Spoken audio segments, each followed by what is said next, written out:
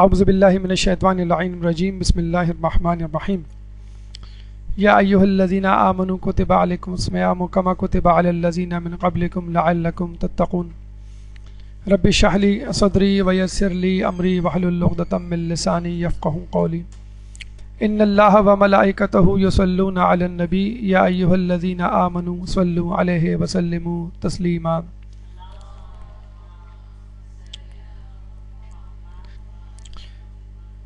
آداب قرآن کے حوالے سے ہماری گفتگو کا ایک حصہ پہلے ہو چکا ہے۔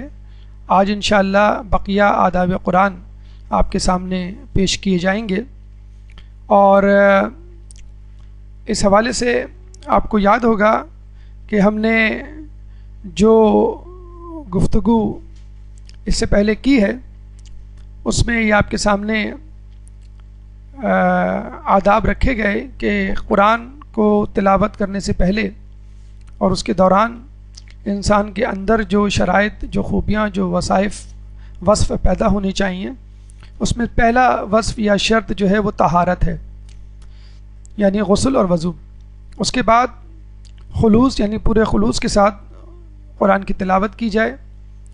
نمبر 3 دعا، یعنی جب قرآن پڑھا جائے تو دعا کی جائے کہ قرآن کا حق ادا کرتے ہوئے میں اس کی تلاوت کروں۔ 14 ادب استعاذہ، یعنی شیطان مردود سے اللہ کی مدد طلب کرنا، اعوذ باللہ من الشیطان الرجیم کہہ کر۔ 5واں ادب بسم اللہ الرحمن الرحیم۔ 6واں ادب جگہ، جو کہ آپ کا گھر بھی ہو سکتی ہے اور مسجد بھی۔ 7واں ادب ناظرہ، یعنی دیکھ کر قرآن تلاوت کرنے کا ثواب زیادہ ہے بنسبت بغیر دیکھے۔ 8واں ادب آواز، یعنی آواز کو اونچا رکھا جائے یا دھیما، دونوں کے اپنے اپنے فوائد ہیں۔ 9واں ادب لحن، یعنی خوبصورت آواز کے ساتھ قرآن کی تلاوت کی جائے۔ 10واں ادب لہجہ، لب و لہجہ عربوں والا ہو کیونکہ قرآن عربی میں نازل ہوا۔ 11واں ادب پابندی تلاوت ہے، یعنی کب اور کتنی آیات، کتنا حصہ قرآن کا تلاوت کیا جائے۔ 12واں ادب غور و فکر، کہ قرآن کو پڑھتے ہوئے اس پہ غور کرنا کتنا ضروری ہے، اور ظاہر سی بات ہے غور و فکر اس وقت تک ممکن نہیں جب تک استماع، یعنی اس کو بغور سنا نہ جائے۔ 14واں ادب آیات سجدہ کے وقت ہماری کیا ذمہ داری ہے اور اس کے کیا مسائل ہیں۔ 15واں ادب ختم تلاوت کس طرح کی جائے، کیا دعا مانگی جائے۔ 16واں ادب ختم قرآن، یعنی مکمل قرآن جب ختم کیا جائے تو اس کا کیا طریقہ کار ہے، کس کو ہدیہ، کیسے ہدیہ کیا جائے۔ 17واں ادب حفظ قرآن، کہ کیا فضائل ہیں، قیامت میں کیا تحائف اور انعامات ہیں اللہ کی طرف سے ایک حافظ کے لیے۔ 18واں ادب احترام قرآن، کس طرح ممکن ہو اگر اس کو نہ بھی پڑھا جائے تو بھی احترام ضروری ہے۔ موارد ممنوع تلاوت، کن کن جگہوں پر تلاوت ممنوع ہے، کن صورتحال میں۔ اور 10-20واں سب سے اہم ترین ادب جو آپ کے سامنے پیش کیا جائے گا۔ ہماری یادداشت کے مطابق جو ادب ہم گفتگو میں پیش کر رہے تھے آپ کے سامنے وہ تھا غور و فکر۔ 11 آداب ہم آپ کے سامنے پیش کر چکے۔ 12واں ادب یعنی غور و فکر زیر گفتگو تھا۔ آپ کو معلوم ہے کہ یہ تمام شرائط، یہ تمام تقاضے قرآن کی تلاوت کے حوالے سے فقط اس لیے ہے کہ قرآن پر غور و فکر کیا جائے۔ اگر قرآن پر غور و فکر نہ کیا جائے تو پھر قرآن کا پڑھنا، اس کا تلاوت کرنا عبث ہے۔ اللہ تعالیٰ سورہ صاد آیت نمبر 29 میں فرماتا ہے، کتاب انزلناہ الیک مبارک لیدبروا آیاتہ ولیتذکر اولو الالباب، کہ وہ کتاب جو تم پر نازل کی گئی ہے مبارک کتاب ہے تاکہ تم اس کی آیات پر غور کرو اور جو عقل و دانش والے ہیں وہ اس سے نصیحت پکڑیں۔ تو قرآن کا نازل کرنا فقط اس لیے ہے کہ ہم اس کی آیات پہ تدبر کریں اور اس سے نصیحت پکڑیں، سبق حاصل کریں، مشورے حاصل کریں، اپنے زندگی کے مسائل کے حل تلاش کریں۔ لیکن پہلا مرحلہ بہرحال تدبر، تفکر، غور و فکر کا ہے۔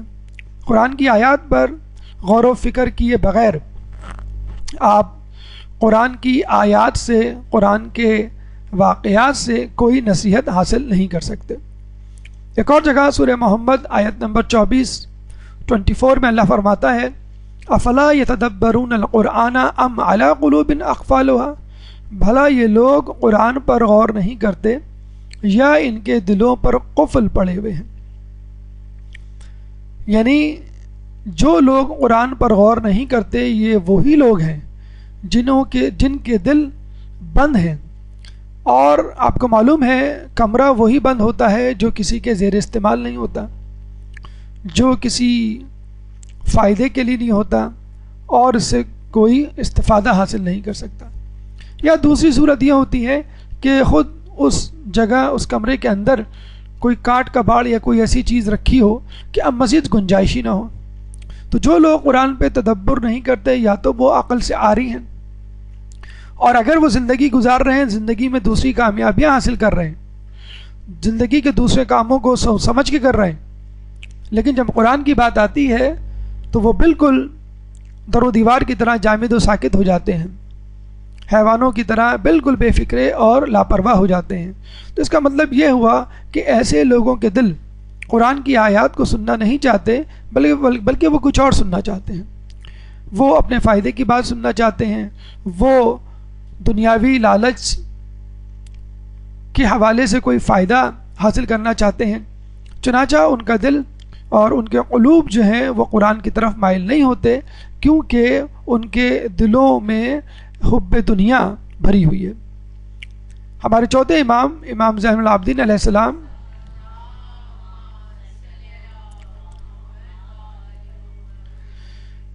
کے بارے میں ملتا ہے کہ وہ 3 دن میں قرآن ختم کیا کرتے تھے۔ ہم مہینے میں، وہ بھی ماہ رمضان جیسے مقدس مہینے میں، 1 مرتبہ قرآن ختم کرنا بڑا پہاڑ سمجھتے ہیں، بڑا مشکل سمجھتے ہیں، چاہے جائے کہ 3 دن میں۔ اور اگر ہم سے کہا جائے کہ 3 دن میں آپ قرآن ختم کریں تو ہو سکتا ہے ہم بالکل رٹو طوطے کی طرح، بالکل ایک مشین کی طرح یا تیز پنکھے کی طرح آواز نکالتے ہوئے یا بغیر آواز کے اس کو پڑھتے چلے جائیں اور بغیر کسی تدبر کے، تفکر کے۔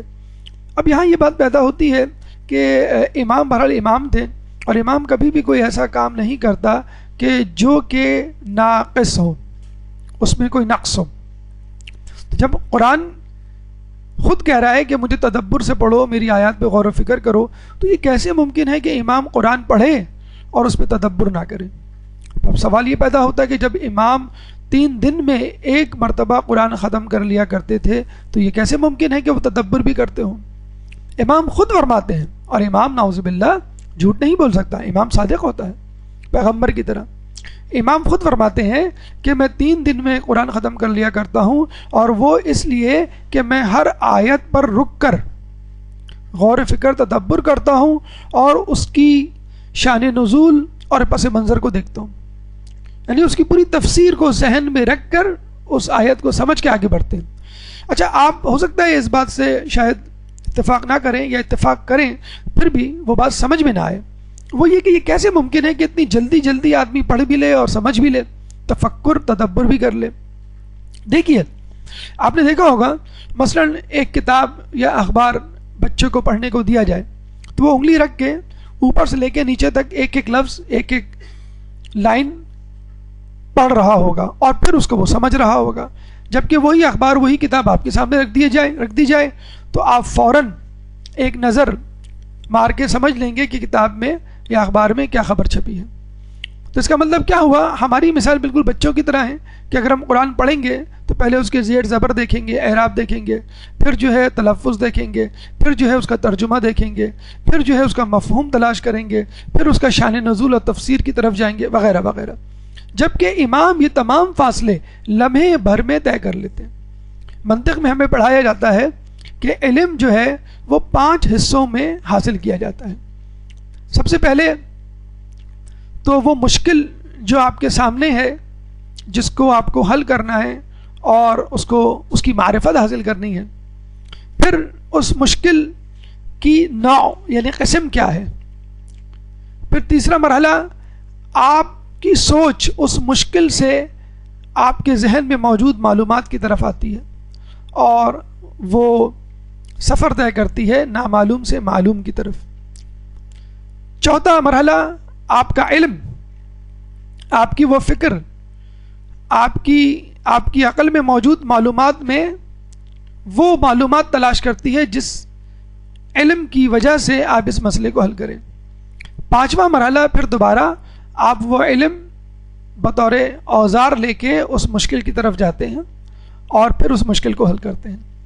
تو علماء اعلام فرماتے ہیں کہ آخر کے 3 مرحلے بعض اوقات ایک ہی چھلانگ میں، ایک ہی جست میں طے ہو جاتے ہیں۔ یعنی مشکل آپ کے سامنے آئی اور آپ کو پتہ چل جاتا ہے کہ اس مشکل کو کیسے حل کرنا ہے میری سابقہ معلومات کے مطابق۔ تو ہماری معلومات اتنی نہیں ہے جتنی ائمہ کی معلومات تھی، اور ظاہر سی بات ہے ہر دور میں ہمارا ہر امام دنیا بھر کے تمام انسانوں سے سب سے زیادہ علم رکھتا ہے، علم غیب بھی رکھتا ہے اور ظاہر کا علم، باطن کا علم، بحر و بر کا علم، قرآن کا علم، تمام علوم۔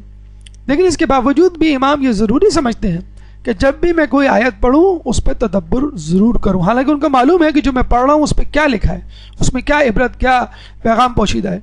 تو یہ ہمارے لیے ایک پیغام ہے کہ اگر امام 3 دن میں قرآن ختم کرتے ہوئے بھی تدبر کر سکتے ہیں تو ہم اگر 1 مہینے میں قرآن ختم کریں تو اس پہ تھوڑا بہت تدبر ضرور ہونا چاہیے۔ اور یہ صرف معصومین کی حد تک محدود نہیں ہے، دنیا میں بہت سارے ایسے واقعات گزرے ہیں کہ جس میں لوگوں نے تدبر کیا، تفکر کیا اور نجات پائی۔ ہارون رشید کا نام آپ نے سنا ہوگا، دشمنان اہل بیت میں سے ایک دشمن، لیکن اس کی بیوی ملکہ زبیدہ محبان اہل بیت میں سے تھی اور باتقوی پرہیزگار عورت تھی۔ کئی قصے ہمیں ملکہ زبیدہ کے حوالے سے ملتے ہیں، جیسے بی بی آسیہ کے بارے میں ملتا ہے فرعون کے دربار میں۔ اسی طرح ملکہ زبیدہ کے بارے میں ملتا ہے کہ وہ ایک دفعہ قرآن پڑھ رہی تھی اور قرآن پڑھتے پڑھتے وہ اس آیت پر پہنچی، لن تنالوا البر حتی تنفقوا مما تحبون۔ 4 پارے کی پہلی آیت ہے، سورہ آل عمران کی 92 آیت، 92 آیت نمبر 92۔ تو اس آیت میں اللہ کیا فرماتا ہے؟ لن تنالوا البر، تم نیکی کو اس وقت تک پا نہیں سکتے، حتی تنفقوا مما تحبون، کہ اس چیز میں سے خرچ کرو جو تمہیں پسند ہے۔ یعنی جو پسندیدہ ترین چیز ہے جب تک وہ نہیں خرچ کرو گے اس وقت تک تم نیکی کو نہیں پا سکتے۔ ہمارا کیا حال ہے؟ اگر کپڑے پھٹ جائیں، کپڑوں کا رنگ اتر جائے تو ہم کسی غریب کو دے دیتے ہیں، کھانے میں سے بدبو آ جائے، لگے کہ سڑ رہا ہے یا سڑ چکا ہے، وہ ہم ماسی کو دے دیتے ہیں۔ تو گھر کی جو چیز ہمارے زیر استعمال نہیں ہوتی یا استعمال کے قابل نہیں ہوتی یا ہماری شان و شوکت کے خلاف ہوتی ہے وہ چیز ہم صدقہ و خیرات میں دے دیتے ہیں، اور جو بہترین چیز ہے وہ ہم اپنے لیے رکھتے ہیں۔ تو ملکہ زبیدہ نے جب یہ آیت پڑھی تو اس نے سوچا لمحے بھر کے لیے، مجھے کیا ایسی چیز پسند ہے جس کو میں عزیز رکھتی ہوں اور خدا کی راہ میں مجھے وہ چیز قربان کر دینی چاہیے اگر میں نیکی کرنا چاہتی ہوں۔ تو اس نے خوب سوچا اور اس نتیجے پہ پہنچی کہ جو قرآن اس کے پاس ہے اس پہ جو غلاف چڑھا ہوا ہے اس غلاف پہ اس نے اپنی پسند کے قیمتی ہیرے جواہرات جڑوائے تھے۔ جیسے ہم خواتین کے ڈریسز میں دیکھتے ہیں مختلف قسم کے موتی اور مختلف قسم کے قیمتی دھاگے سے مزین کچھ نقش و نگار بنے ہوتے ہیں، اور بعض اوقات وہ قیمت جو ہے ہزاروں میں پہنچ جاتی ہے، کئی ہزار میں پہنچ جاتی ہے۔ اسی طرح اگر کسی غلاف میں، کسی کپڑے میں ہیرے جواہرات جڑے ہوئے ہوں تو آپ اندازہ لگا لیجئے اس غلاف کی قیمت کتنی ہو جائے گی۔ چنانچہ اس نے اسی وقت قرآن کے غلاف میں سے ہیرے نکلوائے، جوہری کو بلوایا اور اس سے پوچھا کہ ان کی کیا قیمت ہے۔ اس نے ایک بہت خطیر رقم بتائی۔ وہ تمام ہیرے جواہرات ملکہ زبیدہ نے اس جوہری کے ہاتھ بیچ دیے، اور اس سے جو رقم حاصل ہوئی اس سے اس نے حجاز میں ایک نہر کھدوائی جس میں سے پانی نکلا، اور اس پانی سے وہاں کے لوگ سیراب ہوئے۔ آج بھی اگر آپ حجاز کے علاقے میں جائیں تو یہ نہر زبیدہ کے نام سے کھنڈرات کی صورت میں اب تبدیل ہو چکی ہے، تو کھنڈرات کی صورت میں اس کے آثار آپ کو کم از کم وہاں مل جائیں گے۔ تو ایک ملکہ، ایک عورت جو ایک ایسے شخص کی بیوی جو دشمنان اہل بیت میں سے تھا، وہ اگر اپنی بہترین چیز، محبوب ترین چیز قرآن کی آیت کے مطابق بیچ کر اور اس کے پیسے صدقہ خیرات کر کے نیکی کی منزل کو پہنچ سکتی ہے، تو یہ کام ہم کیوں نہیں کر سکتے؟ لیکن پھر وہی بات، قرآن کی کسی بات پر عمل کرنے سے پہلے ضروری ہے کہ ہم اس کی بات، اس کے مشورے، اس کی نصیحت، اس کے قصوں اور اس کی آیات پر تدبر کریں۔ تدبر و تفکر و غور و فکر کے بغیر قرآن پر عمل کرنا محال ہے۔ اور ایک حدیث میں تنبیہ کی گئی ہے، خبردار جس تلاوت میں غور و فکر نہ ہو اس میں کوئی بھلائی نہیں۔ حقیقت ہے کہ جس طرح ہمیں روزے کے حوالے سے ملتا ہے کہ کئی روزے دار ایسے ہیں جن کو بھوک پیاس کے سوا کچھ نہیں ملتا، کئی عبادت گزار ایسے ہیں کہ جن کو تھکاوٹ کے سوا کچھ نہیں حاصل ہوتا، تو اسی طرح کچھ ایسے بھی قاری اور کئی ایسے تلاوت کرنے والے مل جائیں گے کہ جن کے تلاوت میں کوئی بھلائی نہیں، کیونکہ وہ اس تلاوت میں غور و فکر نہیں کرتے۔ اور جب ہم کہتے ہیں کہ کوئی بھلائی نہیں یا لفظ یوز لیس استعمال کرتے ہیں انگلش میں، تو یاد رکھیے useless is just something beginning with you. Useless جو لفظ ہے وہ یو کے ساتھ شروع ہوتا ہے، یو کا مطلب ہے آپ خود اس کے ذمہ دار ہیں۔ اگر کوئی چیز یوز لیس ہے تو وہ چیز یوز لیس نہیں ہے، اس کا استعمال یوز لیس ہے، اس کو استعمال کرنے والا یوز لیس ہے، اس کو صحیح طریقے سے نہیں استعمال کر رہا۔ یہی قرآن جب مغربی اہل دانش، اہل حکمت پڑھتے ہیں تو اسی قرآن سے وہ سائنس اور عقلیات کے بڑے بڑے فلسفے، بڑی بڑی دریافتیں اور ایجادات جو ہے وہ وجود میں لے آتے ہیں۔ نپولین کا قصہ ہم نے آپ کو سنایا تھا کہ کس طرح اس نے قرآن کو پڑھ کر سمجھ کر یہ فیصلہ کیا کہ قرآن سب سے آخری اور مستند کتاب ہے، اور اگر مسلمان اس سے جڑے رہے تو فلاح پائیں گے، چنانچہ اس کو دور کر دو، قرآن کو مسلمانوں سے دور کر دو۔ اور دیکھیں آج کل ماشاءاللہ بہت ترقی ہو چکی ہے ہر فیلڈ میں، ہر شعبے میں۔ اگر ہم چاہیں کہ قرآن کو پڑھنا اور سمجھنا، اس معاملے میں بھی لوگوں نے بہت کام کیا ہے، آپ کو بس اس کام سے استفادہ حاصل کرنا ہے۔ آج کل بازار میں ایسے قرآن دستیاب ہیں کہ جس میں نہ صرف تفسیر ہے، نہ صرف ترجمہ ہے، بلکہ لفظی ترجمہ، ایک ہوتا ہے محاورہ ترجمہ اور ایک ہوتا ہے لفظی ترجمہ، لفظی ترجمہ تک دستیاب ہے۔ یعنی آپ فرض کر لیں آیت الکرسی کا ترجمہ چاہتے ہیں، اللہ لا الہ الا ہوا، تو پہلے اللہ، تو اللہ کے نیچے اس کا ترجمہ یا مترادف لفظ اللہ، لا کا مطلب نہیں، الہ کوئی معبود، الا سوائے، ہوا اس کے۔ اب اس بہانے آپ کو قرآن کی وکیبلری بھی حاصل ہو گئی، الفاظ معنی کا ایک ذخیرہ بھی آپ کے پاس آ گیا، اور اس سے بہت سارے مسائل اپنے عقیدے کے حوالے سے بھی آپ حل کر سکتے ہیں۔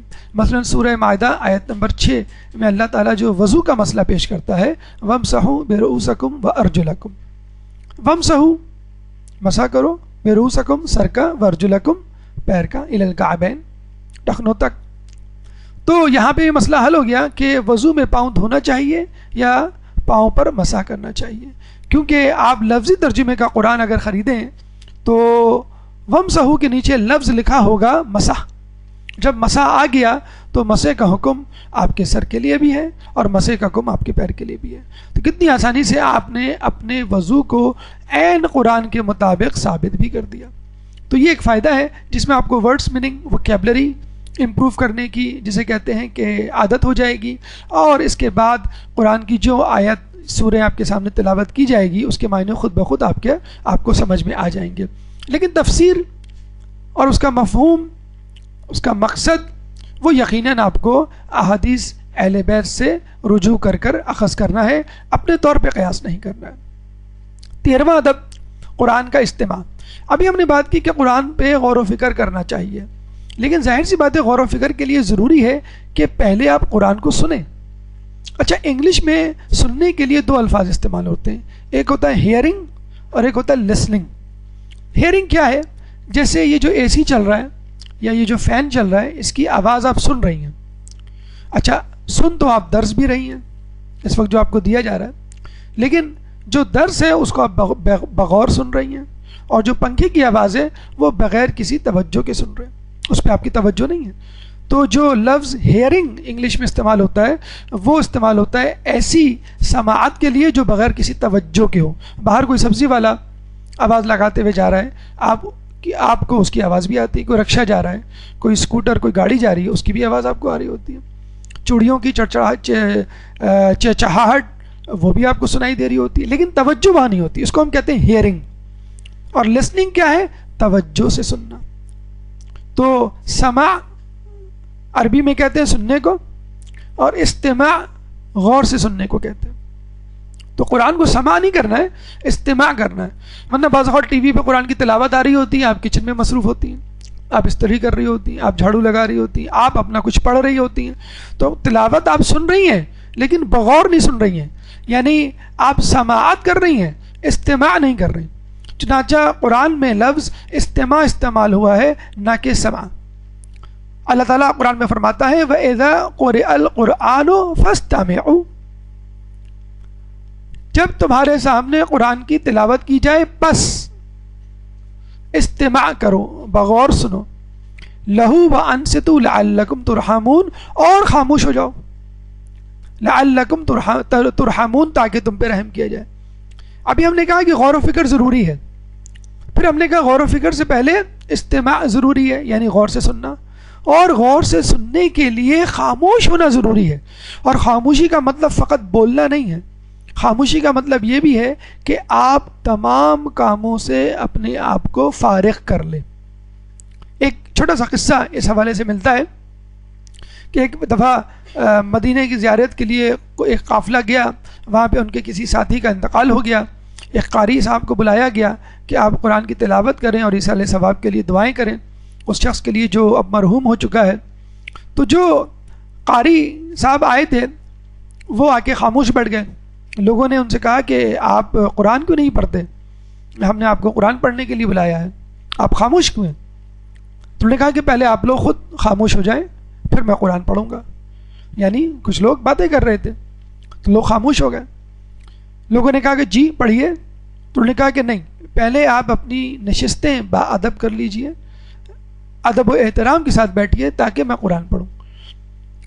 وہ تھوڑے سے گڑبڑائے کہ ادب و احترام سے کس طرح بیٹھا جاتا ہے. پھر ان کو یاد آیا کہ نماز میں تشہد کی حالت میں جو دو زانوں ہو کے بیٹھتے ہیں وہ ہے ادب سے بیٹھنا, جس طرح خود قاری صاحب بیٹھے ہوئے تھے. چنانچہ تمام لوگ جو ہیں وہ باادب دو زانوں ہو کر تشہد کی حالت میں جس طرح بیٹھا جاتا ہے اس طرح بیٹھ گئے. پھر وہ خاموش رہے. لوگوں نے کہا آپ پڑھیے, انہوں نے کہا نہیں, میں چاہتا ہوں کہ پہلے آپ لوگ تمام چیزوں سے فراغت حاصل کر لیں. اب لوگ ایک دوسرے کو دیکھنے لگے کہ ہم کیا ایسا کام کر رہے ہیں جس کو یہ کہہ رہے ہیں کہ کام ہے اور اس سے فراغت حاصل کر لیں. پھر پتہ چلا کہ لوگوں کے ہاتھوں میں چائے تھی, کسی کے ہاتھ میں سگریٹ تھا, کسی کے ہاتھ میں کچھ تھا. چنانچہ سگریٹ بجھا دی گئی, چائے ختم کر لی گئی, چائے کے پیالے ایک طرف رکھ دیے گئے اور مکمل توجہ کے ساتھ, اس کو ہم کہتے ہیں فراغت, ہر چیز سے منہ موڑ کے خدا کے کلام کی طرف منہ کر لینا. تو غور و فکر کے لیے, تدبر کے لیے استماع ضروری ہے, یعنی غور سے سننا. اور غور سے سننے کے لیے 3 شرائط ہیں: سکوت, نشست, فراغت. دیکھیں یہ نشست بھی بہت ضروری ہے. جیسا کہ آپ کو معلوم ہے کہ ہمارے یہاں علم حاصل کرنے کے لیے قبلہ رخ بیٹھنا مستحب ہے, اور بیٹھنے میں بھی تشہد کی حالت میں بیٹھنا مستحب ہے, بہتر ہے بنسبت اور حالتوں کے. بالکل ایسا ہی ہے جیسے آپ موبائل پہ بات کرتے ہیں تو آواز صحیح نہیں آ رہی ہوتی ہے تو آپ ذرا گھر سے باہر چلے جاتے ہیں, یا جسے کہتے ہیں کہ کمپیوٹر کے سگنل صحیح نہیں آتے تو آپ اپنا ایوو یا وائی فائی جو ہے کسی خاص پوزیشن میں اس کو رکھتے ہیں, تب کہیں جا کے وہ سگنلز کیچ کرتا ہے. تو اگر آپ خاص پوزیشن میں آئیں گے تو پھر آپ اللہ تعالیٰ کے, قرآن کے اور الہیات کے سگنلز کیچ کرنا شروع کریں گے. اور کیا ثواب ہے کس کا؟ سننے والے کا, پڑھنے والے کا نہیں, وہ تو بہرحال ثواب لے گا. امام فرماتے ہیں اصول کافی میں, جو شخص خود تلاوت کیے بغیر کتاب خدا کی تلاوت کا کوئی ایک حرف سن لے تو خدا اس حرف کے بدلے اس کے ایک گناہ کو ختم کرتا ہے, اس کی ایک نیکی میں اضافہ کرتا ہے اور اس کے مقام کو ایک درجہ بلند کرتا ہے. اور ہر حرف کے بدلے, حرف کیا ہے؟ الف لام میم ایک حرف نہیں ہے. خود رسول اللہ نے اس کی توضیح کی تھی کہ ایک کے بدلے 10 نیکیاں دیتا ہے اللہ، تو کس طرح؟ الف لام میم نہیں، الف الگ، لام الگ، میم الگ، تو یہ 3 حرف ہو گئے. تو اللہ تعالیٰ اس حدیث کے مطابق الف کے بدلے آپ کے ایک گناہ کو ختم کرے گا، آپ کی ایک نیکی میں اضافہ کرے گا، اور ایک مقام کو، ایک درجے کو بلند کرے گا. جنت میں جو آپ کا مقام ہے غالباً اسی کا تذکرہ ہے. پھر میم اللام جو آپ نے سنا، اس کے بدلے ایک نیکی، ایک گناہ مٹایا جائے گا اور مقام. پھر میم جو آپ نے پڑھا، پھر ایک گناہ ختم کیا جائے گا، ایک نیکی میں اضافہ کیا جائے گا اور ایک مقام کو بلند کیا جائے گا. تو فقط الف لام میم اگر آپ نے سن لیا تو 3 نیکیوں میں اضافہ ہو گیا، 3 گناہوں میں کمی ہو گئی، اور 3 درجات آپ کے بلند ہو گئے. اور یہ آیت ہم نے آپ کو پہلے بھی سنائی، اور عبد الکریم حائری کے حوالے سے واقعہ بھی سنایا تھا کہ جب ان کے استاد محترم شیخ جعفر شوستری نے چیلنج والے انداز سے کہا کہ میں دیکھتا ہوں کہ کس کے دل میں ایمان ہے، کون ایمان والا ہے، کیونکہ اب میں کچھ آیات پڑھنے جا رہا ہوں، اگر ان آیات کو سن کر آپ کے دلوں میں ایمان بڑھ گیا تو اس کا مطلب ہے آپ ایمان والے ہیں. اور عبد الکریم حائری کس طرح متوجہ ہو کر خوف کے عالم میں اس آیت کو سننے لگے کہ کہیں میں ان لوگوں میں سے نہ ہو جاؤں کہ جن کے دلوں میں ایمان نہیں. اور یہ بات، یہ معیار، یہ کرائٹیریا خود قرآن میں موجود ہے. انما المؤمنون الذین اذا ذکر اللہ وجلت قلوبہم، ایمان والے تو وہ ہیں کہ جن کے سامنے اگر اللہ کا ذکر کیا جائے تو ان کے قلوب وجلت، دہل جاتے ہیں. وَإِذَا تُلِيَتْ، اور جب تلاوت کی جائے قرآن کی، علیہم، ان کے سامنے، آیاتہ زادتہ ایمانا، تو ان کے ایمان میں اضافہ ہو جاتا ہے. سورہ انفال آیت نمبر 2. تو ہم بھی اس بات پہ غور کریں، کیا جب ہم قرآن سنتے ہیں، پڑھتے ہیں، تو کیا ہمارے ایمان میں اضافہ ہوتا ہے؟ اگر نہیں ہوتا تو کیا ہمارے دلوں میں قفل لگے ہوئے ہیں اور زنگ لگا ہوا ہے؟ حدیث میں آیا ہے کہ دلوں میں جو زنگ لگتا ہے وہ تلاوت قرآن سے جاتا ہے. تو قرآن نہ سمجھنے کا علاج بھی خود قرآن ہے کہ بار بار پڑھیے، خشوع و خضوع سے پڑھیے، شرائط کے ساتھ پڑھیے، تو ضرور آپ کے ایمان میں اضافہ ہوگا اور اس کے مفاہیم آپ کو سمجھ میں آئیں گے. قرآن کا 14واں ادب ہے آیات سجدہ سے متعلق. ایک درود پڑھ دیں محمد والے محمد میں.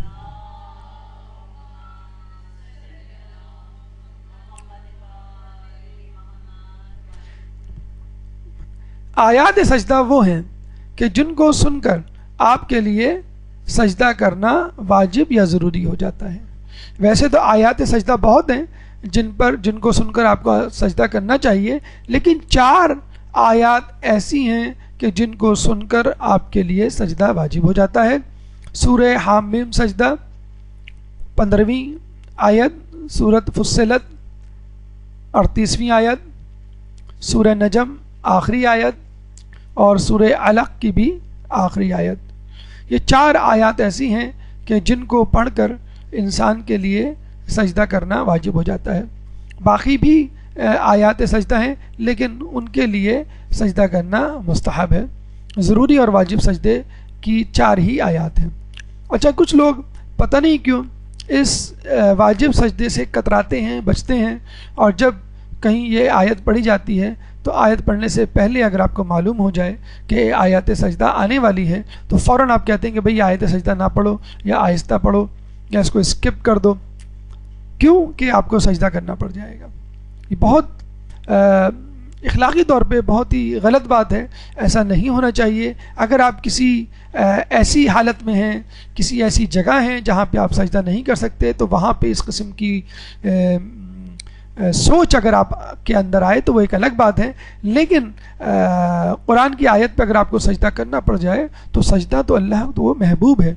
یہ وہی سجدہ ہے کہ جس کو کرنے سے شیطان نے انکار کر دیا تھا، اور شیطان سب سے زیادہ ناخوش اور تل ملاتا اور غصے میں اس وقت آتا ہے جب وہ ابن آدم کو سجدے کی حالت میں دیکھتا ہے، کیونکہ یہ وہی سجدہ تھا جس کے انکار پر شیطان بنا.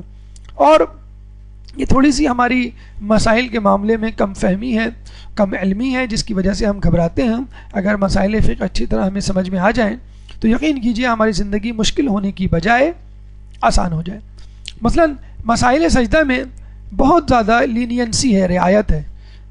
جب تک آپ پوری آیت نہ سنیں اس وقت تک سجدہ واجب نہیں ہے. آیت کا ایک ٹکڑا، ایک لفظ، آدھی آیت سن کر سجدہ واجب نہیں ہوتا. ضروری ہے کہ آیت براہ راست سنی جائے. اس کی ریکارڈنگ اگر آپ سنیں گے ٹی وی پہ، کمپیوٹر پہ، اپنے MP3 پہ، تو ریکارڈنگ پہ سجدہ نہیں ہے. ہاں اگر ٹی وی اور ریڈیو یا انٹرنیٹ پر کوئی قرأت براہ راست نشر کی جا رہی ہے، لائیو ریکارڈنگ نہیں بلکہ لائیو پروگرام آ رہا ہے، تو پھر سجدہ آپ کے لیے واجب ہو جائے گا. سجدہ ضروری ہے فوراً کیا جائے. اگر آپ کسی ایسی جگہ ہیں جہاں سجدہ ممکن نہ ہو تو جب بھی آپ کو موقع ملے فوراً سجدہ کریں. بہت زیادہ رعایت ہے، یعنی وضو ضروری نہیں. ٹھیک ہے قرآن پڑھتے ہوئے آپ وضو کریں، اس کو ہاتھ لگانے کے لیے وضو ضروری ہے، لیکن فرض کر لیں آپ کسی ایسی جگہ ہیں بیٹھے ہوئے ہیں جہاں آپ کا وضو نہیں ہے، سامنے والا قرآن پڑھ رہا ہے اور وہ آیت سجدہ پہ آ جاتا ہے، تو آپ سجدہ کر سکتے ہیں بغیر وضو کے. قبلہ رخ ہونا ضروری نہیں، جس جگہ چاہیں ڈائریکشن میں آپ قبلہ سجدہ کر لیں. حجاب ضروری نہیں، جو خواتین کے لیے ایک مخصوص حجاب ہوتا ہے، اس حجاب میں آپ کو نماز پڑھنی ہوتی ہے. خواتین پریشان ہوتی ہیں کہ اب سجدہ کرنا ہے، تو سجدہ نماز کا حصہ ہوتا ہے، اس لیے ہمیں نماز والی چادر یا نماز والا حجاب ہمیں کرنا چاہیے، پھر کہیں جا کے ہم سجدہ کریں گے. تو حجاب ضروری نہیں، اور ذکر بھی ضروری نہیں. چاہیں تو کریں چاہیں تو نہ کریں، اور ذکر میں بھی چاہیں تو کچھ بھی پڑھ لیں. ورنہ ایک مولا علی سے ایک روایت کی ہوئی دعا ہے جو کتابوں میں آپ کو مل جائے گی، جو پڑھنا مستحب ہے. ورنہ آپ کوئی بھی ذکر کر سکتے ہیں، چاہیں تو نہ بھی کریں. اور یہ حدیث میں یہ بات آئی ہے کہ انسان جب سجدے کی حالت میں ہوتا ہے تو خدا کے تقرب میں ہوتا ہے.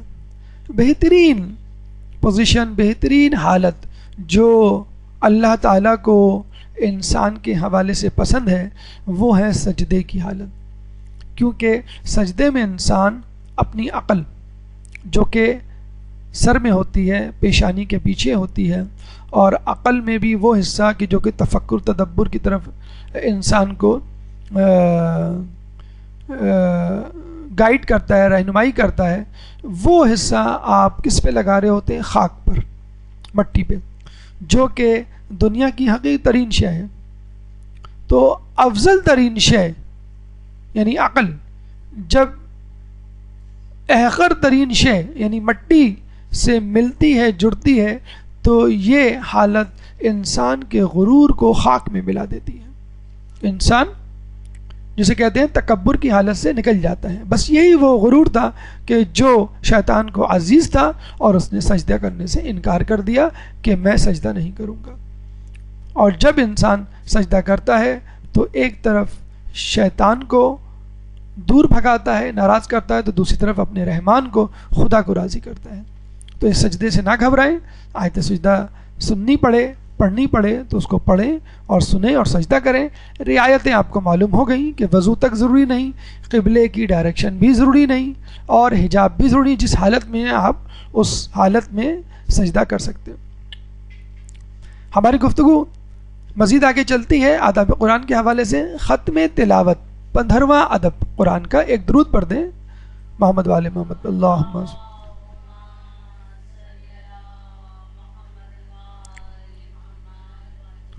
ایک تو ہے اختتام تلاوت، یعنی آپ روزانہ ایک سپارہ پڑھ رہی ہیں، ہر سپارے کے اختتام پہ آپ نے دعا کی، وہ ہم نے آپ کو دعا بتلا دی.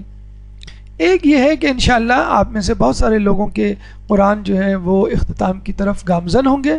آج کل یا 2-4 دن بعد انشاءاللہ پورا ایک قرآن آپ کا انشاءاللہ ختم ہو جائے گا. تو جب آپ قرآن ختم کر لیں ایک مرتبہ پورا اس کا دورہ، تو کیا کریں؟ تو رسول اللہ کے پاس ایک جسے کہتے ہیں کہ یہودی آیا اور اس نے کہا کہ ہم قرآن کی ابتدا اور اختتام کیسے کریں؟ تو رسول اللہ نے یہودی کو جواب دیا، اے ابن اسلام، قرآن کی ابتدا بسم اللہ الرحمن الرحیم اور اس کا اختتام صدق اللہ العلی العظیم ہے. یعنی وہ رسول کو آزمانا چاہتا تھا کہ یہ مجھے کیا بتاتے ہیں، وہی بات جو ہمارے نسخوں میں لکھی ہوئی ہے، جو ہمارے بڑے بوڑھوں نے بتائی ہے، یا کوئی اور بات. اگر یہ نبی سچا ہے تو یہ وہی بات بتائے گا جو توریت، زبور، انجیل میں لکھی ہوئی ہے. تو قرآن کی ابتدا بسم اللہ سے اور اختتام صدق اللہ سے. دعائے ختم تلاوت، جیسے ہم نے ابتدائی تلاوت آپ کو بتلائی، اس طرح ختم تلاوت کی بھی دعائیں مذکور ہیں کتابوں میں. جو ایک دعا آپ کے لیے ہم نے منتخب کی، ایک ٹکڑا، وہ یہ کہ میرے پروردگار مجھے ان لوگوں میں قرار دے جو اس کے حلال کو حلال اور اس کے حرام کو حرام سمجھے۔ ابھی ہم نے آپ کو بتلایا کہ تدبر آپ کو بتلاتا ہے کہ قرآن آپ سے کیا کہہ رہا ہے، ورنہ دنیا میں ایسے بھی لوگ موجود ہیں جنہوں نے مفاد پرستی کی بھینٹ چڑھا دیا قرآن کو، اس کی تلاوت کو، اس کی تدبر تفکر کو، اور اپنی پسند کی چیزیں سمیٹ لی۔ میرے پروردگار مجھے ان لوگوں میں قرار دے جو اس کے حلال کو حلال اور حرام کو حرام سمجھے اور محکم اور متشابہ پر ایمان لانے والے ہوں۔ قرآن میں دو قسم کی آیت ہیں، ایک محکم جو بہت ہی کلیئر کٹ واضح ہیں، اور ایک متشابہ یعنی مشکوک ڈاؤٹ فل ہے، اور اس کے لیے ہمیں ائمہ سے رجوع کرنا ہے۔ خداوند قرآن کو میری قبر میں ہمدم اور ہم نشین قرار دے۔ یقیناً جو شخص قرآن کی تلاوت کرے گا، قرآن پہ تدبر کرے گا، قرآن پہ عمل کرے گا، اس کی قبر نور سے منور ہو جائے گی قرآن کے، اور یہی وہ نیکیاں ہیں جو ہم اپنے ساتھ قبر میں لے کے جائیں گے، نہ کہ پیسوں کی صورت میں کوئی چیز ہمارے کام آئے گی، نہ دوستوں نہ اہل و عیال کی صورت میں ہمارا کوئی اثاثہ قبر میں ہمارے ساتھ جائے گا۔ اگر کچھ جائے گا تو قرآن کی تلاوت اور ہماری نیکیاں۔ 16واں ادب ابھی جو ہم نے بات کی تھی وہ اختتام تلاوت قرآن کی، یعنی تلاوت کا اختتام ہو، روزانہ ایک سپارہ آپ پڑھ رہے ہیں تو اس کے اختتام پر آپ کیا دعا کریں۔ اب یہ ہے کہ آپ نے ایک ایک کر کے ماشاءاللہ 30 سپارے پڑھ لیے، اور پورا قرآن چاہے وہ 10 دن میں ہو، 20 دن میں، 1 مہینے میں، 1 سال میں، جب پورا قرآن آپ ختم کر لیں تو ختم قرآن کے وقت آپ کی کیا ذمہ داری بنتی ہے۔ کہتے ہیں کہ بہترین طریقہ یہ ہے کہ قرآن ختم کرتے وقت معصومین کو ہدیہ کر دیا جائے۔ اس کے 2 فائدے، آپ کو بھی ثواب ملے گا قرآن پڑھنے کا، اور جو آپ نے ہدیہ دیا ہے معصوم کو وہ بھی آپ کو ثواب میں، آپ کے ثواب میں شامل ہو جائے گا۔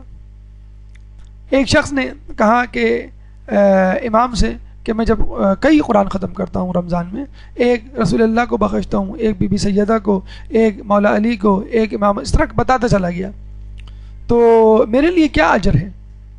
تو امام نے کہا تمہارے لیے اس کی جزا یہ ہے کہ تم ان لوگوں کے ساتھ محشور ہوگے۔ یعنی اگر آپ نے کسی کو گفٹ دیا ہے، اگر وہ شخص کی تقریب میں آپ کو مل جائے تو یقیناً آپ کو بلائے گا، اپنے ساتھ بٹھائے گا، عزت دے گا۔ تو اسی طرح اگر معصومین کو نیکیاں اور قرآن کی تلاوت آپ ہبا کرتے ہیں تو یقیناً معصومین آپ کو اپنے ساتھ محشر میں کھڑا کریں گے، اور ان کے ساتھ انشاءاللہ آپ کا حساب کتاب ہوگا، اور جو امام کے ساتھ اپنا حساب کتاب دے گا انشاءاللہ معصومین کے ساتھ اس کا حساب کتاب انتہائی آسان ہوگا۔ دعا کیا کی جائے ختم قرآن میں؟ بہت ساری دعائیں مذکور ہیں۔ ایک دعا جو آپ کے لیے منتخب کی وہ یہ کہ میرے پروردگار میرے سینے کو قرآن کے ذریعے کھول دے۔ سینے کی تنگی جس کو ہم کہتے ہیں نا کہ تنگ نظری، مایوپک ویژن، کہ ایک انسان بہت دور تک دیکھنے کی صلاحیت نہ رکھتا ہو تو ہم کہیں گے کہ یہ تنگ نظر ہے۔ اور ایک معنی یہ بھی ہوتے ہیں سینے کو تنگ کرنے کے کہ آدمی جو ہے کسی بات کو برداشت نہ کر سکے، کسی بات کو سمجھ نہ سکے۔ ایک معنی یہ ہوتے ہیں کہ آدمی جو ہے وہ بخیل ہو جائے۔ تو یہاں پہ فرمایا جا رہا ہے میرے سینوں کو قرآن کے ذریعے کھول دے، میرے بدن سے قرآن کے لیے کام لے، یعنی قرآن میں جو بھی احکامات ہیں آنکھوں سے متعلق، ہاتھوں سے متعلق، پیروں سے متعلق، زبان سے متعلق، کان سے متعلق جو جو حکم ہے، جو جو برائیاں جن سے روکنے کے لیے قرآن میں جا بجا آیات ہیں، جن نیکیوں کو کرنے کا ذکر کیا گیا ہے، وہ جس جس اعضاء کی ذمہ داری ہے اس اعضاء سے وہ کام لے لے۔ پھر میری آنکھوں کو قرآن کے ذریعے نور عطا فرما۔ فقط دیکھ لینا بہت بڑی بات نہیں، آنکھوں میں نور ہونا اور اس نور میں معرفت ہونا سب سے بڑی بات ہے۔ والدین کو سبھی دیکھتے ہیں لیکن معرفت کی نگاہ سے کون دیکھتا ہے؟ قرآن کو سبھی دیکھتے ہیں لیکن معرفت کی نگاہ سے کون دیکھتا ہے؟ اپنے آس پاس جو نعمتیں اللہ تعالیٰ نے آپ کے لیے اس بشر کے لیے پیدا کی ہیں، ان نعمتوں کو ہم روزانہ دیکھتے بھی ہیں اور استعمال بھی کرتے ہیں، لیکن بصیرت کی آنکھوں سے دیکھنا ایک الگ بات ہے۔ ایک ہوتا ہے بصارت، ایک ہوتا ہے بصیرت۔ بصارت یعنی دیکھنا اور بصیرت یعنی معرفت ہونا۔ تو میری آنکھوں کو قرآن کے ذریعے نور عطا فرما، اور جب قرآن کے ذریعے نور ملے گا تو اس کا مطلب کیا ہوا؟ اس نور میں، اس بینائی میں، اس بصارت میں بصیرت اور معرفت شامل ہو جائے گی۔ میری زبان کو قرآن کے لیے خالص کر دے، یعنی میں سچ بولوں، میں جھوٹ نہ بولوں، اور جو کچھ بولوں وہ حق ہوں۔ جب تک میں زندہ ہوں قرآن کی راہ میں میری مدد فرما، یعنی قرآن میرے ساتھ رہے جب تک میں مر نہ جاؤں۔ اور اس کے بعد قرآن کی ذمہ داری ہے کہ وہ آپ کی حفاظت کرے عالم برزخ میں بھی اور روز محشر میں بھی۔ کوئی قدرت و طاقت سوائے تیرے نہیں ہے۔ اگر اللہ چاہے گا تو قرآن کی معرفت آپ کے دل میں، قرآن کا نور آپ کی آنکھوں میں، اور قرآن کی فہم و فراست آپ کے دل میں اتار دے گا۔ اگر خدا نہیں چاہے گا تو نہ کرے گا، اور یہ اس وقت ہے کہ جب آپ کے اندر خلوص موجود ہو۔ اسی طرح 17واں ادب حفظ قرآن کے حوالے سے ایک درود پڑھ دے محمد والے محمد میں۔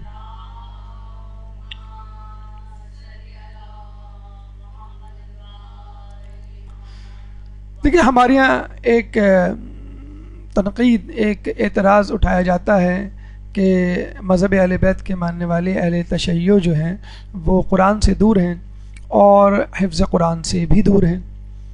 تو اس کے بہت سارے جواب ہو سکتے ہیں، لیکن بہرحال کچھ تو ہے جس کی پردہ داری ہے۔ رائی ہوتا ہے تو پہاڑ بنتا ہے، تو یہ حقیقت ہے۔ عام انسان بھی دور ہے اور ہم بھی تھوڑے سے دور ہو گئے، حالانکہ جو حدیث ثقلین ہے اس میں دونوں کا تذکرہ ہے کہ میں اپنے پیچھے دو گراں قدر چیزیں چھوڑے جا رہا ہوں، ایک قرآن اور دوسرے اہل بیت۔ ان سے متمسک رہو گے تو گمراہ نہ ہوگے، اور یہ اس وقت تک ایک دوسرے سے جدا نہیں ہوں گے جب تک حوض کوثر میں مجھ سے ملاقات نہ کر لیں۔ تو کچھ لوگوں نے تو قرآن کو پکڑ لیا، اہل بیت کو چھوڑ دیا، وہ بھی برباد ہوئے، تباہ ہوئے، اور قیامت میں اہل بیت کے بغیر کوئی نیکی قبول نہیں ہوگی، ان کی محبت ولایت کے بغیر۔ اسی طرح کچھ لوگوں نے اہل بیت کو پکڑ کے قرآن چھوڑ دیا۔ تو دونوں چیزیں ضروری ہیں، دونوں چیزوں کو پکڑنا ضروری ہے، اور یہ دونوں آپ کے لیے جسے کہتے ہیں کہ راہ ہدایت ہے۔ حفظ قرآن کے حوالے سے جسے کہتے ہیں کہ جو ایک درود پڑھ دے محمد والے محمد میں۔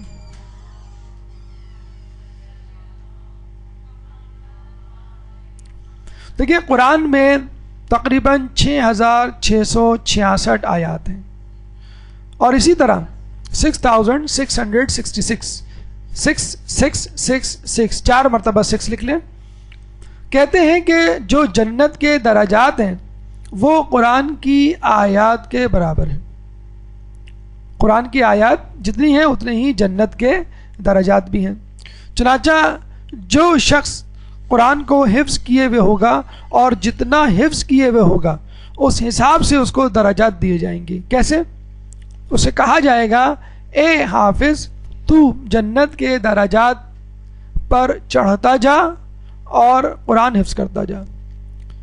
وہ حفظ قرآن کرتا، میں تلاوت قرآن کرتا جائے گا اور جنت کے درجات پہ چڑھتا جائے گا۔ جتنی آیات اور جتنا قرآن اس کو یاد ہوگا اتنے ہی درجات وہ چڑھ جائے گا۔ اگر اس کو تمام آیات یاد ہوں گی تو 6666، لیکن پھر وہاں یہی بات آ جاتی ہے کہ غور و فکر، تدبر اور عملیت پسندی کے ساتھ۔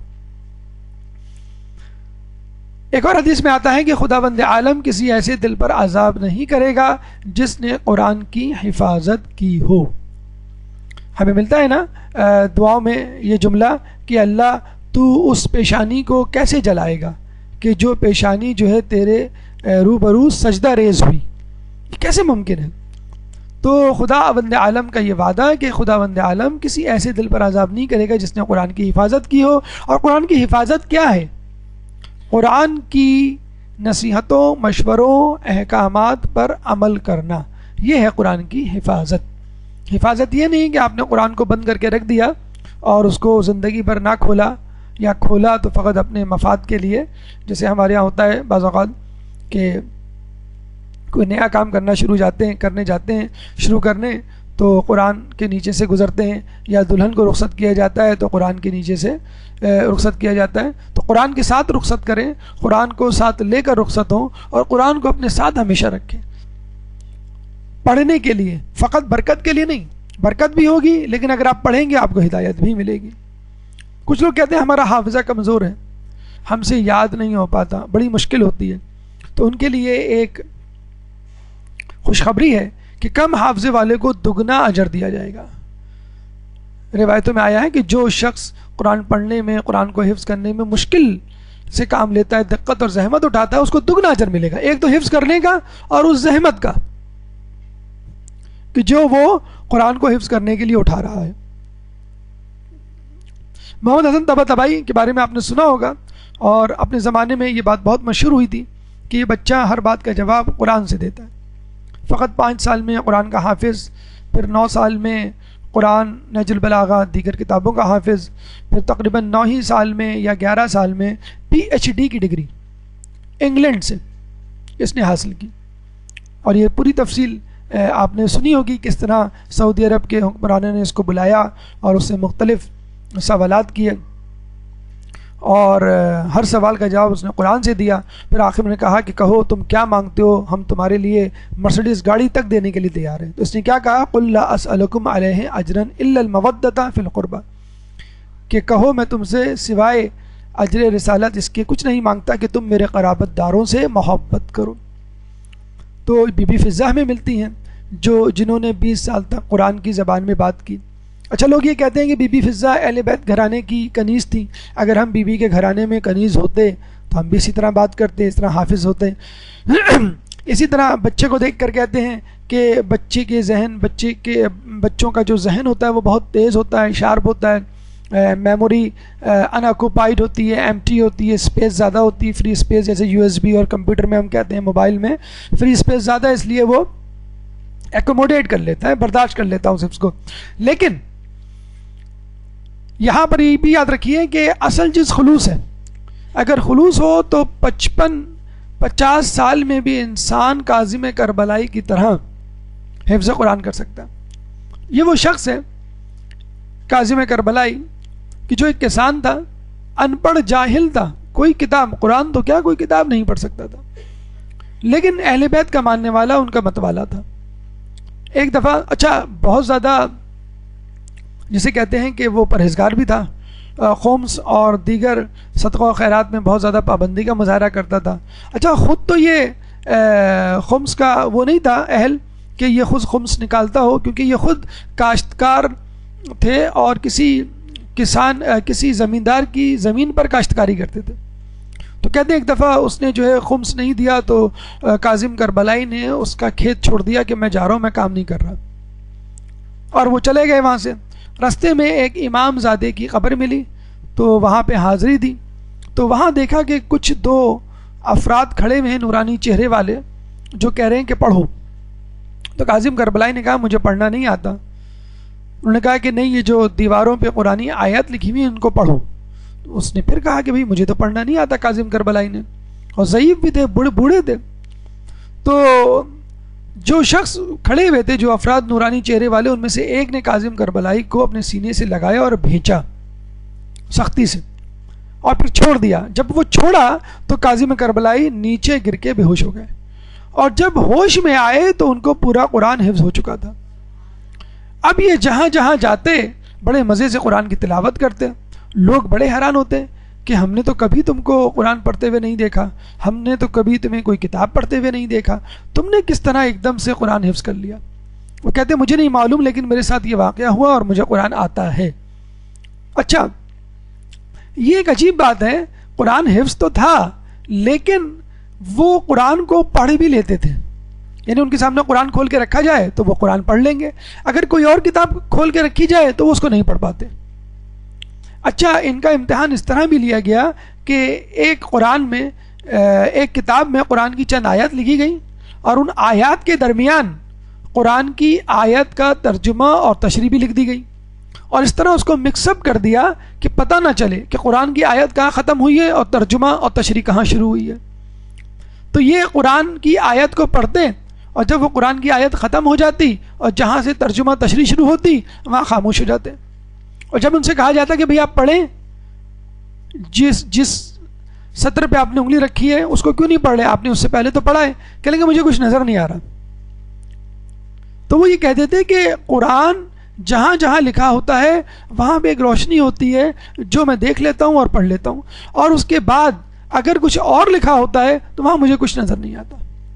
تو یہ کاظم کربلائی کی نیت تھی، خلوص تھا، جو اس بڑھاپے میں اللہ تعالیٰ نے ان کو قرآن کا حافظ بنا دیا، اور قرآن کو پڑھنے کا جسے کہتے ہیں کہ ان کو ایک معجزہ جسے کہتے ہیں عطا فرمایا۔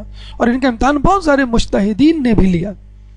تو اگر آپ بچے ہیں تو محمد حسن طباطبائی کو ذہن میں رکھیں، اگر آپ ادھیڑ عمر کے ہیں تو بی بی فضا کو ذہن میں رکھیں، اگر آپ بوڑھے ہو چکے ہیں تو کاظم کربلائی کو ذہن میں رکھیں۔ اللہ تعالیٰ فقط نیت اور خلوص دیکھتا ہے۔ اللہ تعالیٰ کے ہاں جسے کہتے ہیں کہ عمر کی قید نہیں ہے، اللہ تعالیٰ کے ہاں کسی خاص استطاعت کی قید نہیں ہے، وہ استطاعت اور قابلیت خود اللہ تعالیٰ آپ کے اندر پیدا کر سکتا ہے، بشرط یہ کہ خلوص موجود ہو۔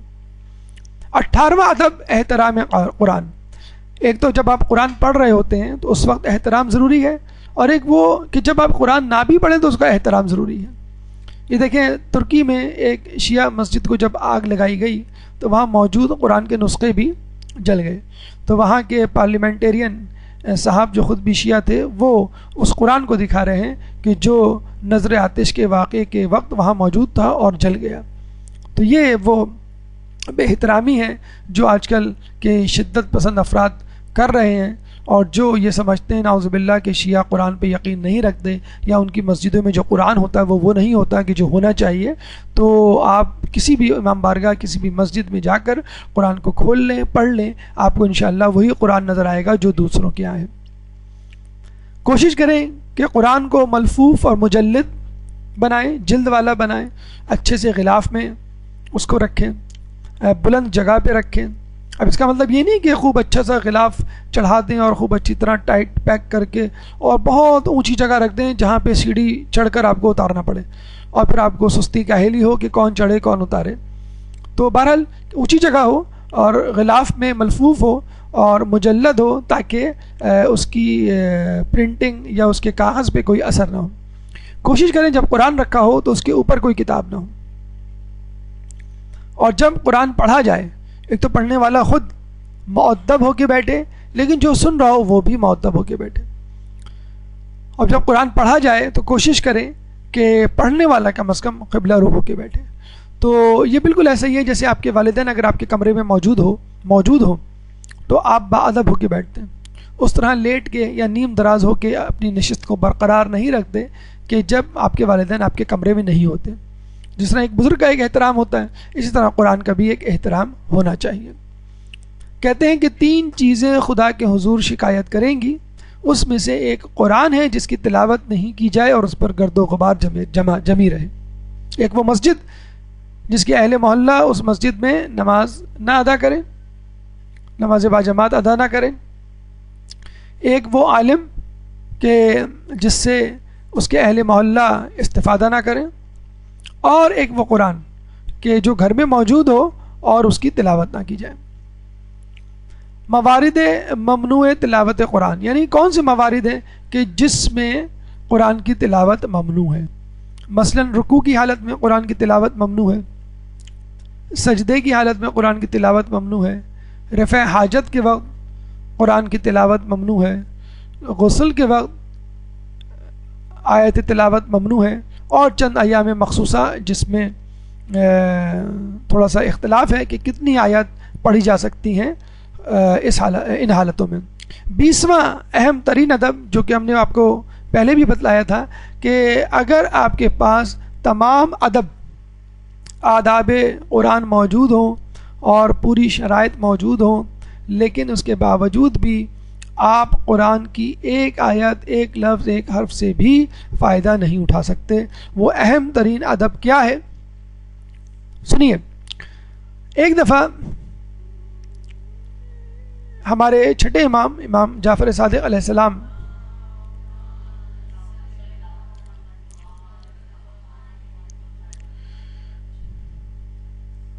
کا صحابی میسر ان کے پاس آیا اور کہنے لگا، اے امام، میرا جو پڑوسی ہے وہ بہت دل نشیں آواز میں قرآن کی تلاوت کرتا ہے اور رات رات بھر رکوع و سجود میں رہتا ہے، نماز شب پڑھتا ہے، جب میں اس کے گھر کے پاس سے گزرتا ہوں تو مجھے اس کی آواز سن کر بہت اچھا لگتا ہے، اور میں اس کی قرأت پر عش کر اٹھتا ہوں، بڑا رشک آتا ہے مجھے۔ امام نے اس سے پوچھا، اے میسر یہ بتا کہ کیا وہ ہماری ولایت پہ یقین رکھتا ہے؟ میسر نے کہا، میں نے اس کا معلوم نہیں کیا۔ یہ کہہ کر میسر چلا گیا۔ اگلے سال جب وہ حج پر آیا تو حج کرنے کے بعد امام کے حضور جو ہے حاضر ہوا، اور پھر اسی انداز سے اس پڑوسی کی تعریف کرنے لگا کہ میرا ایک پڑوسی ہے، بڑی اچھی قرأت کرتا ہے، رات رات بھر رکوع و سجود میں مصروف رہتا ہے، اس کی آواز بڑی دل نشین ہے، اور میں جب اس کی قرأت سنتا ہوں تو مسحور ہو کے رہ جاتا ہوں، مجھے بڑا رشک آتا ہے، میں عش کر اٹھتا ہوں۔ بہت تعریف کرنے لگا۔ امام نے اس سے دوبارہ پوچھا کہ اے میسر یہ بتا کہ کیا وہ ہماری ولایت پہ یقین رکھتا ہے؟ میسر نے کہا، ہاں، میں نے اس دفعہ تحقیق کروائی تھی اور مجھے پتہ یہ چلا کہ وہ آپ کی ولایت پہ یقین نہیں رکھتا۔ امام نے کہا، اے میسر یہ بتا کہ دنیا میں کون سی جگہ افضل ترین ہے؟ میسر نے کہا، امام آپ خود ہی بتلائیے۔ امام نے کہا، رکن و مقام کے درمیان جگہ۔ رکن یعنی قرآن کعبے کا دروازہ، مقام یعنی مقام ابراہیم، کہ جہاں پر جس پتھر پہ چڑھ کے ابراہیم علیہ السلام نے خانہ کعبہ تعمیر کیا، اس کے درمیان کی جگہ، اور یہی وہی جگہ ہے کہ جس کے بارے میں کہا گیا ہے کہ امام کا ظہور اسی جگہ ہوگا۔ اس کے بعد امام نے کہا کہ ایک اور جگہ، کون سی جگہ؟ حجرہ رسول اور ممبر رسول کے درمیان کی جگہ، جس کو ہم کہتے ہیں ریاض الجنہ، جنت کے ٹکڑوں میں سے ایک ٹکڑا، جس کے بارے میں کہا جاتا ہے کہ قیامت میں اس ٹکڑے کو باقاعدہ زمین سے کاٹ کر جنت میں لے جایا جائے گا اور وہاں نصب کیا جائے گا، فقط یہ جگہ دنیا کی جنت کا حصہ بنے گی۔ امام نے کہا کہ یہ اہم ترین جگہیں ہیں دنیا کی، افضل ترین عبادت کی جگہ۔ تو امام نے کہا کہ اگر کوئی شخص 1000 سال تک ان جگہوں پر مسلسل عبادت کرے اور اس کے بعد بے جرم و خطا مظلوم قتل کیا جائے تو بھی اگر اس کے دل میں ہماری ولایت نہ ہوگی تو وہ جنت کی خوشبو تک نہ سونگھ سکے گا۔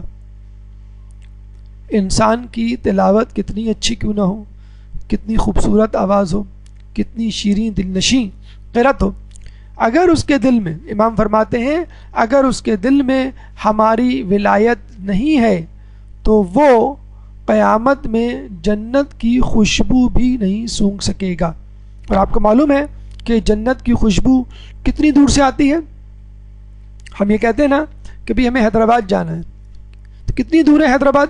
آپ کلومیٹر نہیں بتاتے، آپ کہتے ہیں بھائی 2 گھنٹے کی ڈرائیو ہے، 2 گھنٹے کی ڈرائیو ہے۔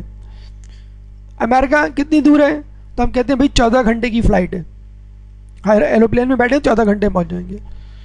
جنت میں اگر آپ جانا چاہیں تو اس کی مسافت، ڈسٹنس کتنی دور ہے جنت؟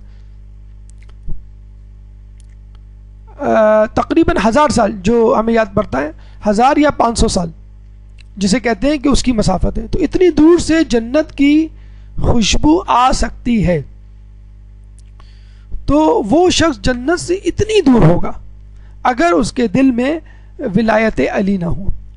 تو 1000 سال کی عبادت ہیچ ہے اگر کسی شخص میں امامت اور ولایت کا اصول اور اس کی معرفت نہ ہو۔ چنانچہ ان تمام آداب میں سب سے اہم ترین ادب یہ ہے کہ قرآن کے ساتھ جو چیز ملائی گئی ہے وہ اہل بیت ہیں۔ دونوں ثقلین اگر جس کے پاس ہوں گے تو وہ قیامت میں اس کی گلو خلاصی ہوگی، اس کی شفاعت ہوگی، اس کو جہنم کی آگ سے خلاصی ملے گی اور جنت میں جانے کا پروانہ ملے گا۔ اللہ تعالیٰ سے دعا ہے کہ ہمیں قرآن کی معرفت اور تلاوت کے ساتھ ساتھ اہل بیت کی شفاعت بھی نصیب فرمائے۔ اس کے ساتھ ہی ہماری گفتگو آداب قرآن کے حوالے سے اپنے اختتام کو پہنچی۔